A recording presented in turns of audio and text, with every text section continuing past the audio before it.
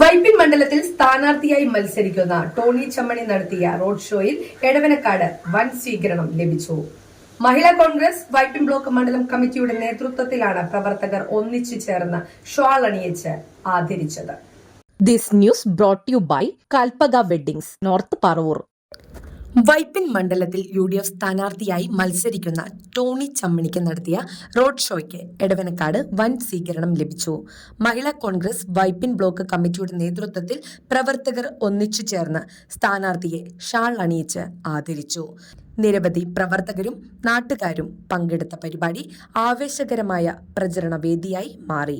UDF പ്രചരണത്തിന് ശക്തി പകരുന്ന ഈ സ്വീകരണം തെരഞ്ഞെടുപ്പ് ചൂട് ഉയർത്തുന്നതായാണ് വിലയിരുത്തൽ.